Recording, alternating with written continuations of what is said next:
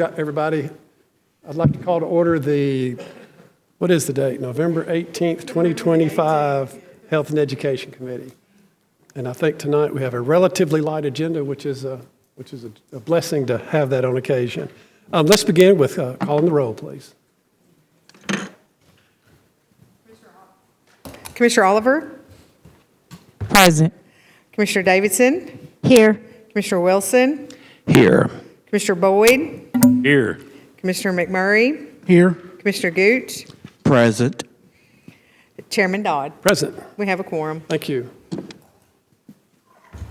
We have no public comments tonight. I believe we will move on to the minutes. Vice Chair Wilson. Thank you, Chairman. I have reviewed the minutes of our previous meeting. I find them to be in order. Without objection, I move for their approval. Any other questions or revisions? All in favor say aye. Aye. Any opposed? Motion carries. Great, thank you. I don't have an agenda. I think Health Department next. Thank you. Ms. Butterfield, you are up. We have our normal report plus a budget amendment, or at least a budget notice.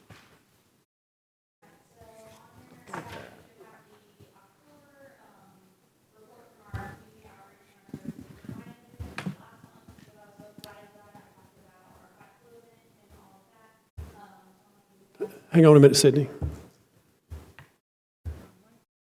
Could you hear her, Hope? I could. Yeah, the mic's not working.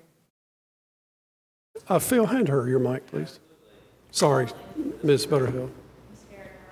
This has got more serious. Okay. Can you all hear me now? Okay, great. So on your iPads, you should have our October Community Health Outreach Report. I mentioned that at our last meeting, because our Fight Flu event had just happened, that I shared those numbers with you already. So it's mentioned on here just because this does recap October, but I already shared that, so won't repeat all of that for you all. I want to give you a few seconds to look over this and ask me any questions if you've got any.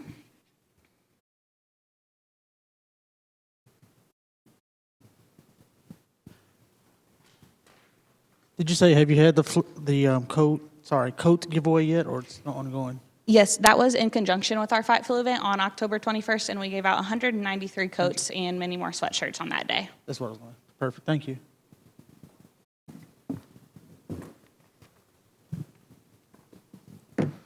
Okay, Motion I was going to add one more thing. So we do have a state contract position that we've been able to fill in the health department, and that is she's a navigator for social needs. So her whole role is to help connect our patient population to those social needs, such as food, housing, and other supporting resources like that. So once we get her going and fully on board, and I have numbers to share with you on that, we might add this to the report because that is a super exciting and great resource to have. So we've got her fully on board last month and are super excited to provide that service to the community as well.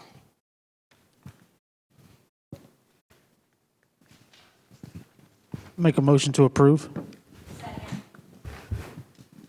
Any further questions or comments? All those in favor say aye. Aye. Any opposed? Motion carries. Thank you. And yeah, by all means, proceed with your.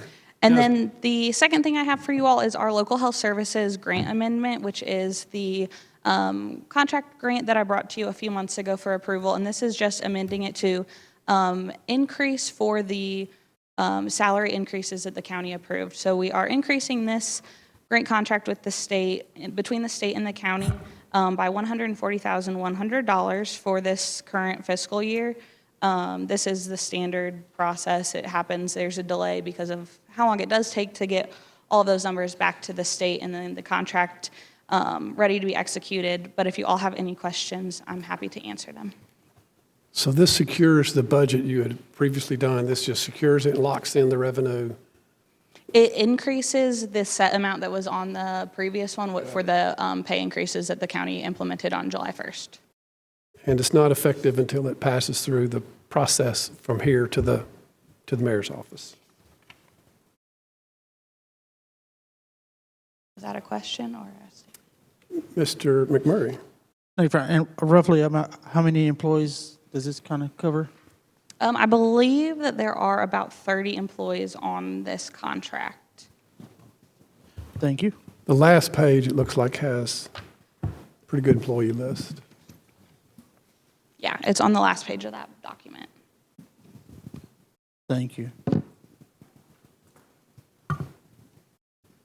Question.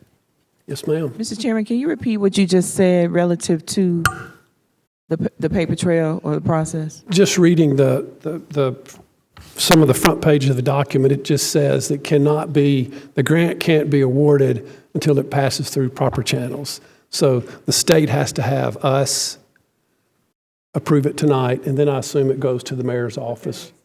Yeah. Yeah, budget. So it does go to budget? Yes. Yeah, that's excuse me. what I was going to I ask. left out. Yeah. Excuse me for that. Okay, It'll go through our normal committee processes. gotcha. Thank you. I just happened to notice that statement. The state says this grant is not awarded till we do our process. So thanks for clarifying, Ms. Oliver. Motion to approve? Second. Any further discussion? We will call the roll, please. Commissioner Davidson, Yes. Commissioner Wilson, Yes. Commissioner Boyd, Yes. Commissioner McMurray, Yes. Commissioner Gooch, Yes. Commissioner Oliver, Aye. Chairman Dodd. Yes. Motion passes. Thank you. Thank you all. Thank you. Happy Thanksgiving. Director Butterfield, thank you for getting me that data. I appreciate that. Happy to help. And Merry Christmas as well. You get next month off. The next item on our agenda is Rutherford County School Board. I see Dr. Martin's here, and Mr. Runyon is in the audience as well.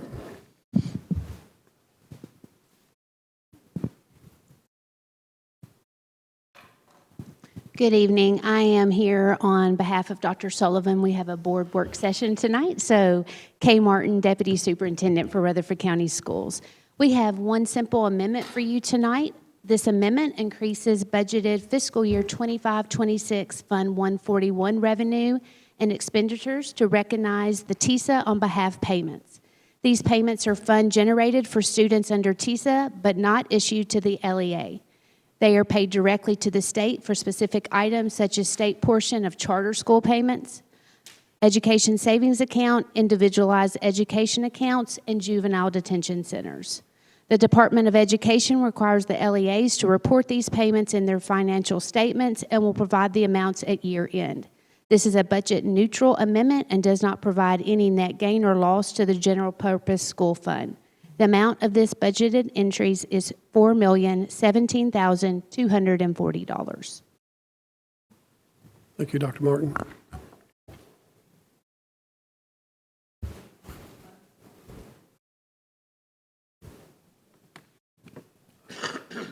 Motion to approve. Excellent. We're having audio trouble tonight. Any other questions or comments? Otherwise, we will go to the roll. Call the roll, please. Yes, sir. Commissioner Wilson, Yes. Commissioner Boyd, Yes. Commissioner McMurray, Yes. Commissioner Gooch, Aye. Commissioner Oliver, Aye. Commissioner Davidson, Yes. Chairman Dodd. Yes. Motion passes. Thank you. All right, and I do not have a lot of updates for you tonight, so I don't want to disappoint you, Mr. McMurray, but we do not have a handout tonight because next month you're going to have a lengthy presentation that will have several handouts, a larger packet with it, lots of information. That will be December 16th. That will be here at the courthouse at 5:30. At that time, we will have a joint meeting with Health and Ed, Budget and Finance, and then our Rutherford County School Board. At that time, we want to share with you our findings and our detailed information about the growth for Rutherford County schools. You all are extremely generous and very supportive with us in all of our endeavors. As you all know, just as well as we do, that we are ever growing, and that has been a trend we have had for many years. And so we just want to give you the information that we gather and we have had from a group called RSP that has helped us really look at all the multiple variables and factors that go into the decision-making behind zoning and the building of our schools and future plans that we have for Rutherford County. So just want to be very transparent. We have, you all ask great questions around that. So does Budget and Finance. And we just want to provide that information to you all so you have the same information that we do. So again, that'll be December 16th here at the courthouse.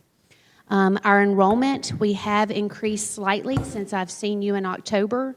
In October, we had around 51,725 students. As of today, when I left, we had enrolled in Rutherford County 51,790 students. So closer to the 51,800. So we are, if you remember, Dr. Sullivan has spoken to, usually around this time of year is when we really start to see the growth and that increase that is traditional for us here in Rutherford County. And then finally, the only other thing, unless you have any other questions, Ms. Oliver, I had sent you an email, and I'm not sure if you received it, but you had asked me about our students, once they meet that capacity for charging school lunches, then what do those students, what do they eat, what do we offer them? And so we offer them a sandwich, fruit, and vegetable to replace the other meal until they can get some of that meal debt paid off. So I just wanted to make sure and follow up with you on that. I appreciate that, and I did call your office back, but I wanted a cost analysis. Okay. Like how much is the standard lunch versus the alternate lunch? Okay. Because I mean, I'm pushing for us to be able to provide lunch for our students, and so I'm looking at, okay, so what are we spending for this alternate lunch, and what would be the difference there, just to give everybody, the standard. I will double check that. I should know, I have a student, I should know how much the lunch costs. I'm not sure exactly what that cost is, though, so I don't want to throw out a number if I'm not correct. But I do think I'm correct when I say once they've met that charge limit, then we don't charge them past that. That's where that free substitute lunch comes. But And that's what I wanted to know. Not that you're charging them, but how much is that substitute lunch costing the county? You see what I mean?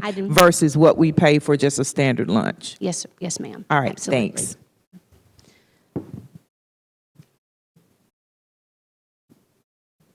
And tonight, your board, I think you are looking at rezoning middle schools. That was kind of a note I had from Dr. Sullivan last month. Yes. So tonight, you're probably going to hear from our community. We are presenting to the community and to the board tonight. We will have no changes for zoning in our high school. We will still offer the 10 choice seats per high school. And we will still have dual zones for high school, but none of those zoning lines will look different for high schools next year. In elementary school, we have 4 schools that will have potentially different lines drawn for them. You've probably heard that Stewart's Creek Elementary School is still at full capacity, if not more. And so, and then we have Browns Chapel Elementary that can hold some more of those students. So they're very close to one another. So we're going to shift some lines to make sure that we are putting students in our buildings and really spreading that across those 2 schools. And then our middle schools, as you know, we're opening Poplar Hill Middle School in the August of 2026. And so with that, obviously, anytime we have a new school in that grade band, then all of the schools in that grade band will have new zones. And new zones meaning we'll have new zone lines. Some students will stay at their current middle schools, others may change.